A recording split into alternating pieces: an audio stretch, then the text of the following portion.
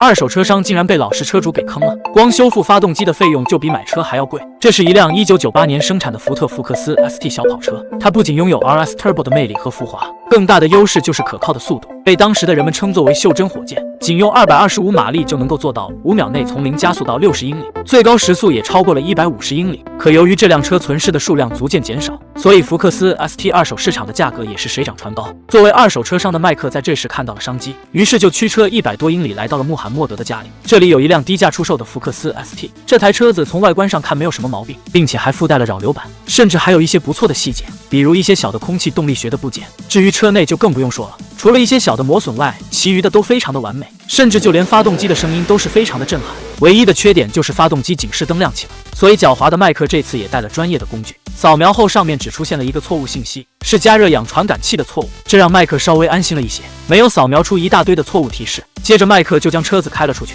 开了没多久，麦克就露出了开心的笑容，车子那是相当的快，推背感十足。可随着时间的推移，麦克就发现了问题，车子的尾部竟然冒出了烟，吓得麦克果断地松掉了油门。这时车子也恢复到了正常状态。虽然此时购买这辆车子有些风险，可车主给出的价格让麦克无法拒绝，2795英镑的价格将车子买下来是很便宜的。要知道将其修复好，卖个5000到6000英镑是很好卖的。在回去的路上，他依然认为这是一个很有利润空间的项目。此时麦克已经将车子开回了车厂，并且把车子的具体状况和猫王说了一番。猫王认为02传感器的错误很好解决，甚至连猛加速时会冒蓝烟，猫王也觉得不是问题，因为这类车的头部电圈经常会出现状况，当一点点油渗入燃烧室内就会冒出烟雾来，但具体是什么原因，猫王还得进一步检查过才会知道。他先将车子的轮胎卸了下来，然后打开机盖，准备对发动机进一步的检查。这是一台2.5升5缸的发动机，是当年福特大胆技术升级的产物，不但拥有更好的性能，而且更加的贴近家用汽车，因此拆卸起来也非常的方便。这时猫王往缸体内插入了一根软管，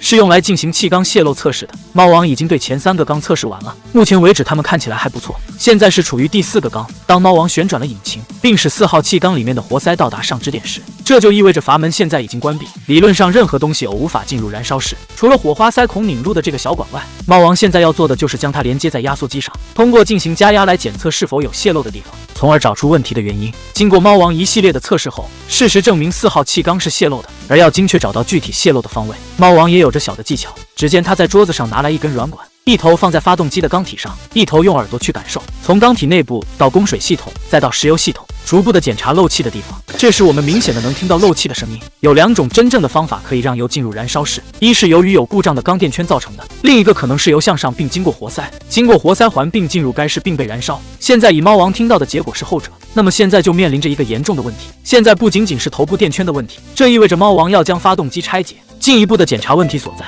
这时我们就可以发现4号气缸的边缘有着严重的划痕，几乎可以肯定这就是油进入燃烧室的原因之一。而第5个气缸也有着不同程度的划痕，如果想让车子走得更远，那么就得将其拆解下来，送去专业的工厂进行加工和修复。现在解决这个问题的方法有几种，第一种就是将5个气缸进行加工，并更换新的内衬，但这样的价格会非常的昂贵，超过了2000多英镑。而另一种方法就是直接加工掉受影响的表面积，现有衬垫的厚度约为半毫米，这样就得更换一套更大的活塞。不管采用什么方法，这次麦克团队都叫车主给坑了，怪不得这么好的车子自己不维修却要卖出去。麦克全是被车主老实的面孔给骗了，但为了车子能走得更远，猫王采用了第2种方法，购买了一套全新的活塞。当猫王正准备组装发动机时，麦克带回来了一个好消息，就在几周后将要举行一个福特遗产交流会，到时会有很多福特汽车爱好者参加。为了能够参加这个活动，将车子卖个好价钱，2人准备分工合作。猫王继续组装发动机，而麦克则负责修复磨损的座椅。他驱车来到好友戴夫的工作室，准备在这里将磨损的座椅修复好。